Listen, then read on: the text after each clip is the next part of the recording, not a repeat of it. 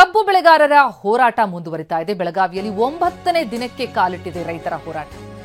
ಮೂಡಲಗಿ ತಾಲೂಕಿನ ಗುರ್ಲಾಪುರದಲ್ಲಿ ಪ್ರತಿಭಟನೆ ಜೊತೆಗೆ ಸರ್ಕಾರಕ್ಕಿವತ್ತು ಕೊನೆ ಎಚ್ಚರಿಕೆಯನ್ನ ಡೆಡ್ಲೈನ್ ಅನ್ನ ಕೊಟ್ಟಿದ್ದಾರೆ ರೈತರು.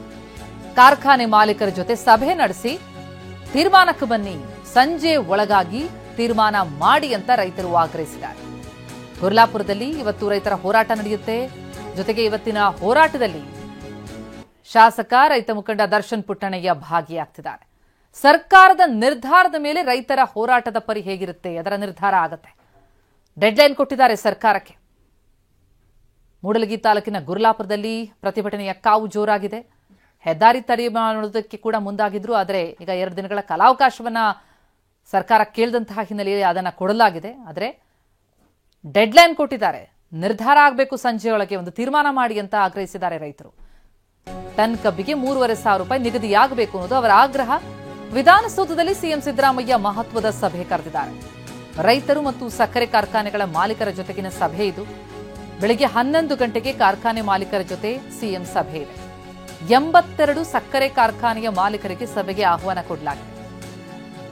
ಮಧ್ಯಾಹ್ನ 1 ಗಂಟೆಗೆ ಕಬ್ಬು ಬೆಳೆಗಾರರ ಜೊತೆಗೆ ಮೀಟಿಂಗ್ ಕರೆದಿದ್ದಾರೆ. 46 ರೈತ ಮುಖಂಡರಿಗೆ ಸಭೆಗೆ ಖುದ್ದು ಆಹ್ವಾನ ಹೋಗಿದೆ. ಜೊತೆಗೆ ವಿಡಿಯೋ ಕಾನ್ಫರೆನ್ಸ್ ಮೂಲಕ ಎಲ್ಲ ಜಿಲ್ಲಾಧಿಕಾರಿಗಳಿಗೂ ಕೂಡ ಭಾಗಿಯಾಗೋದಕ್ಕೆ, ಅಂದ್ರೆ ಬೆಳಗಾವಿ, ಬಾಗಲಕೋಟೆ, ಹಾವೇರಿ ಮತ್ತು ವಿಜಯಪುರದ ಜಿಲ್ಲಾಧಿಕಾರಿಗಳು ವಿಡಿಯೋ ಕಾನ್ಫರೆನ್ಸ್ ಮೂಲಕ ಸಭೆಗೆ ಹಾಜರಾಗಿ ಅಂತಲೂ ಕೂಡ ಕಲಬುರಗಿ ಡಿಸಿಗೂ ಸೂಚನೆಯನ್ನ ಕೊಡಲಾಗಿದೆ. ಬೆಳಗ್ಗೆ 11 ಗಂಟೆಗೆ ಕಾರ್ಖಾನೆಯ ಮಾಲೀಕರ ಜೊತೆ ಸಭೆಯಾಗತ್ತೆ. ರೈತ ಮುಖಂಡರು ಡೆಡ್ಲೈನ್ ಕೊಟ್ಟಿದ್ದಾರೆ. ಸಂಜೆಯೊಳಗೆ ತೀರ್ಮಾನ ಆಗಬೇಕು ಅಂದಿದ್ದಾರೆ. ರೈತರಿಗೂ ಕೂಡ ಸಭೆಗೆ ಆಹ್ವಾನ ಕೊಡಲಾಗಿದೆ. ಆದರೆ ಆ ಆಹ್ವಾನವನ್ನು ರೈತರು ತಿರಸ್ಕರಿಸಿದ್ದಾರೆ. ನೀವು ಮೊದಲು ಸಕ್ಕರೆ ಕಾರ್ಖಾನೆ ಮಾಲೀಕರ ಜೊತೆಗೆ ಸಭೆ ಮಾಡಿ ಒಂದು ನಿರ್ಣಯಕ್ಕೆ ಬನ್ನಿ, ಆ ನಿರ್ಣಯವನ್ನು ಸಂಜೆಯೊಳಗೆ ಪ್ರಕಟ ಮಾಡಿ ಅನ್ನೋದು ಅವರ ಆಗ್ರಹ. ಸಿಎಂ ಸಿದ್ದರಾಮಯ್ಯ ಸಭೆಯನ್ನ ರೈತ ಮುಖಂಡರು ಬಹಿಷ್ಕರಿಸಿದ್ದಾರೆ. ಕಾರ್ಖಾನೆ ಮಾಲೀಕರ ಜೊತೆಗೆ ನೀವು ಸಭೆ ಮಾಡಿ, ನಮ್ಮ ಜೊತೆಗಲ್ಲ, ನಮಗೆ ನಿರ್ಧಾರ ತಿಳಿಸಿ ಅಂತಿದ್ದಾರೆ. ಮುಖ್ಯಮಂತ್ರಿಗಳೇ ಆಹ್ವಾನ ಕೊಟ್ಟಂತಹ ಸಭೆಯದು. ರೈತ ಮುಖಂಡರು ಆ ಸಭೆಯನ್ನ ತಿರಸ್ಕರಿಸಿದ್ದಾರೆ. ಕಾರ್ಖಾನೆ ಮಾಲೀಕರ ಜೊತೆಗೆ ಸಭೆ ಮಾಡಿ ನಮ್ಮ ಆಗ್ರಹ ಏನಿದೆ ಅದಕ್ಕೆ ತಕ್ಕಂತೆ ನಿರ್ಧಾರ ಮಾಡಿ ಅನ್ನುವಂಥದ್ದು ರೈತ ಮುಖಂಡರ ಪಟ್ಟು. ಆ ನಿರ್ಣಯ ನಮಗೆ ತಿಳಿಸಿ ಅಂತಿದ್ದಾರೆ. ಆರಂಭದಿಂದಲೂ ಕೂಡ ರೈತರ ಹೋರಾಟ ಇರೋದು ಬೆಲೆ ನಿಗದಿಯಾಗಬೇಕು ಅಂತ. ಹಾಗಾಗಿ ಸಚಿವರುಗಳು ಬಂದರೂ ಕೂಡ ಅವರ ಯಾವುದೇ ರೀತಿಯಾದಂತಹ ವಿಚಾರಕ್ಕೂ ಕೂಡ ಒಪ್ಪಲಿಲ್ಲ.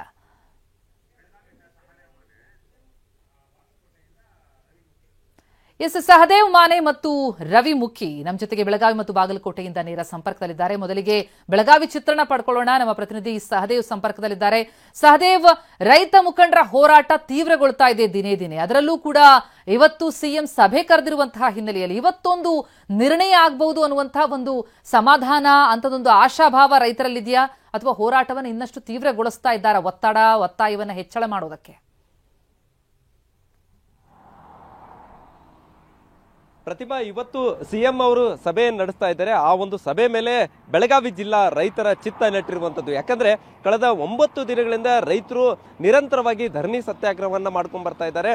ಪ್ರತಿ ಟನ್ ಕಬ್ಬಿಗೆ 3,500 ಕೊಡ್ಲೇಬೇಕೆನ್ನುವಂತಹ ಒತ್ತಾಯವನ್ನು ಕೂಡ ಇಲ್ಲಿ ಬಹುಮುಖ್ಯವಾಗಿ ಮಾಡ್ತಾ ಇರುವಂತದ್ದು. ಆದ್ರೆ ಸಕ್ಕರೆ ಕಾರ್ಖಾನೆಯ ಮಾಲೀಕರು ಯಾರು ಕೂಡ ಆ ಒಂದು ಬೆಲೆಯನ್ನ ಕೊಡಲ್ಲ, 3,200 ಮಾತ್ರ ಕೊಡ್ತೇವೆ ಅನ್ನುವಂತ ಹಠಕ್ಕೆ ಬಿದ್ದಿರುವಂತದ್ದು. ಇದು ಹೋರಾಟಕ್ಕೆ ಕಾರಣ ಆಗಿರುವಂತದ್ದು. ಇವತ್ತು ಸಿಎಂ ಸಭೆಗೆ ಬೆಳಗಾವಿ ಜಿಲ್ಲೆ ಯಾವೊಬ್ಬ ರೈತರು ಕೂಡ ಹಾಜರಾಗ್ತಾ ಇಲ್ಲ. ಯಾಕಂತಂದ್ರೆ ನಮ್ಮ ಬೇಡಿಕೆ ಕಳೆದ 9 ದಿನಗಳಿಂದಲೂ ಕೂಡ ಸರ್ಕಾರದ ಗಮನಕ್ಕೆ ಇಡ್ತಾ ಇದ್ದೇವೆ.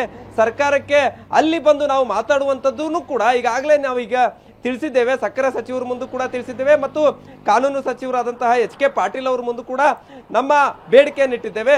ಆ ಬೇಡಿಕೆ ಅನುಸಾರ ಇವತ್ತು ಸಕ್ಕರೆ ಮಾಲೀಕರ ಜೊತೆಗೆ ನೀವು ಸಭೆಯನ್ನ ಮಾಡಿ ತೀರ್ಮಾನವನ್ನ ತೆಗೆದುಕೊಂಡು ಇವತ್ತು ಸಂಜೆ ಒಳಗೆ ನಮಗೆ ನಿರ್ಧಾರವನ್ನ ತಿಳಿಸಿ ಅನ್ನುವಂತಹ ನಿಟ್ಟಿನಲ್ಲೂ ಕೂಡ ಈಗಾಗಲೇ ರೈತರು ಹೇಳಿರುವಂತದ್ದು. ಇನ್ನೊಂದು ಕಡೆ ಏನು ಇವತ್ತು ರೈತರೆಲ್ಲರೂ ಕೂಡ ಸಿಎಂ ಸಭೆಗೆ ಗೈರಾಗುವುದರ ಜೊತೆಗೆ ಬೆಳಗಾವಿಯಲ್ಲಿ ಹೋರಾಟವನ್ನ ತೀವ್ರಗೊಳಿಸ್ತಾ ಇರುವಂತದ್ದು. ಸದ್ಯ ಈಗ ಚಿಕ್ಕೋಡಿ ಪಟ್ಟಣ ಸಂಪೂರ್ಣವಾಗಿ ಬಂದಿದ್ರೆ, ಇನ್ನೊಂದು ಕಡೆ ರಾಷ್ಟ್ರೀಯ ಹೆದ್ದಾರಿ ಪುಣಾ ಬೆಂಗಳೂರು ರಸ್ತೆ ಏನಿದೆ ಇದನ್ನು ಕೂಡ ಬಂದ್ ಮಾಡಿ ಪ್ರತಿಭಟನೆಯನ್ನ ನಡೆಸಲಿದ್ದಾರೆ. ಅದರ ಜೊತೆಗೆ ಗುರ್ಲಾಪುರ ವೃತ್ತದಲ್ಲಿ ಏನು ಪ್ರತಿಭಟನೆ ನಡೀತಾ ಇದೆ ಅದು ಕೂಡ ಇವತ್ತು ತೀವ್ರ ಸ್ವರೂಪವನ್ನ ಪಡೆದುಕೊಳ್ತಾ ಇರುವಂತದ್ದು.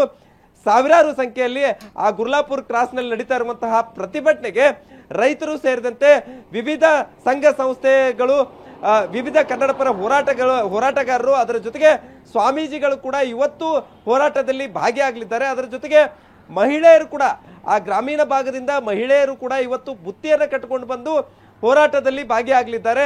ಈ ಮೂಲಕ ಸರ್ಕಾರಕ್ಕೆ ಇವತ್ತು ಕೂಡ ಹೋರಾಟವನ್ನ ಜೋರಾಗಿ ಮಾಡುವುದರ ಮೂಲಕ ಒತ್ತಡವನ್ನ ಹೇರುವಂತಹ ಕೆಲಸಕ್ಕೂ ಕೂಡ ಮುಂದಾಗಿರುವಂಥದ್ದು. ಒಂದು ವೇಳೆ ಇವತ್ತು ಸರ್ಕಾರ ರೈತರಿಗೆ ಸಿಹಿ ಸುದ್ದಿ ಕೊಟ್ಟಿದ್ದೇ ಆದರೆ ಸಂಭ್ರಮಾಚರಣೆಯನ್ನ ಮಾಡ್ತೇವೆ, ಒಂದು ವೇಳೆ ತಮ್ಮ ಬೇಡಿಕೆ ಈಡೇರಿಸದೇ ಇದ್ರೆ ಮತ್ತಷ್ಟು ಹೋರಾಟವನ್ನ ತೀವ್ರಗೊಳಿಸ್ತೇವೆ ಅನ್ನುವಂತಹ ಎಚ್ಚರಿಕೆಯನ್ನು ಕೂಡ ಈಗಾಗಲೇ ರೈತರು ಕೊಟ್ಟಿರುವಂತದ್ದು. ಪ್ರತಿಮಾ ಎಸ್ ಸದೇವ್, ಹಾಗೆ ಸಂಪರ್ಕದಲ್ಲಿರಿ. ಬೆಳಗಾವಿಯಷ್ಟೇ ಅಲ್ಲ, ಬಾಗಲಕೋಟೆಯಲ್ಲೂ ಕೂಡ ರೈತರ ಕಿಚ್ಚು ಜೋರಾಗ್ತಾ ಇದೆ. ಬಾಗಲಕೋಟೆ ಜಿಲ್ಲೆಯಲ್ಲೂ ಕಬ್ಬು ಬೆಳೆಗಾರರ ಆಕ್ರೋಶ ಭುಗಿಲೆದ್ದಿದೆ. ಹುನಗುಂದ ಮತ್ತು ಇಳಕಲ್ ಭಾಗ ಇಲ್ಲಿ ರೈತರು ಪ್ರತಿಭಟಿಸ್ತಾ ಇದ್ದಾರೆ. ಕಮತಗಿ ಕ್ರಾಸ್ ಬಳಿ ರಾಯಚೂರು ಬೆಳಗಾವಿ ಹೆದ್ದಾರಿಯನ್ನ ತಡೆ ಮಾಡಿ ಮತ್ತೆ ಬೆಳಬೆಳಗ್ಗೆ ಹೆದ್ದಾರಿ ತಡೆದು ಅನ್ನದಾತರು ಪ್ರತಿಭಟನೆಯನ್ನ ಇನ್ನಷ್ಟು ತೀವ್ರ ಸ್ವರೂಪಗೊಳಿಸ್ತಾ ಇದ್ದಾರೆ. ಸಾಲಾಗ ನಿಂತಿವೆ ವಾಹನಗಳು. ಬಾಗಲಕೋಟೆ ಚಿತ್ರಣ ಕೊಡ್ತಾರೆ ನಮ್ಮ ಪ್ರತಿನಿಧಿ ರವಿಮುಖಿ ಸಂಪರ್ಕದಲ್ಲಿದ್ದಾರೆ. ರವಿ, ಬಾಗಲಕೋಟೆಯಲ್ಲೂ ಕೂಡ ರೈತರ ಕಿಚ್ಚು, ಅವರ ಆಕ್ರೋಶ ಮತ್ತಷ್ಟು ಹೆಚ್ಚಳ ಆದಂತೆ ಕಂಡು ಬರ್ತಾ ಇದೆ. ಅಲ್ಲಿನ ಹೋರಾಟದ ಸ್ವರೂಪ ತಿಳಿಸೋದಾದ್ರೆ?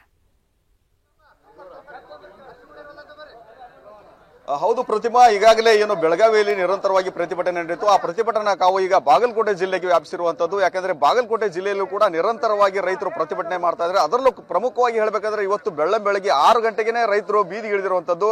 ಆ ಒಂದು ದೃಶ್ಯವನ್ನ ನಾನು ತೋರಿಸ್ತಾ ಇದ್ದೀನಿ. ಸದ್ಯ ನಾವು ಬಾಗಲಕೋಟೆ ಜಿಲ್ಲೆ ಹುನಗುಂದ ತಾಲೂಕಿನ ಕಮತ್ಗಿ ಕ್ರಾಸ್ ಏನಿದೆ, ಕಮತ್ಗಿ ಕ್ರಾಸ್ ನಲ್ಲಿ ನಡೀತಾ ಇರುವಂತಹ ರೈತರ ಒಂದು ಪ್ರತಿಭಟನೆಯ ದೃಶ್ಯಾವಳಿಗಳನ್ನ ನಾವು ತೋರಿಸ್ತಾ ಇರುವಂತದ್ದು.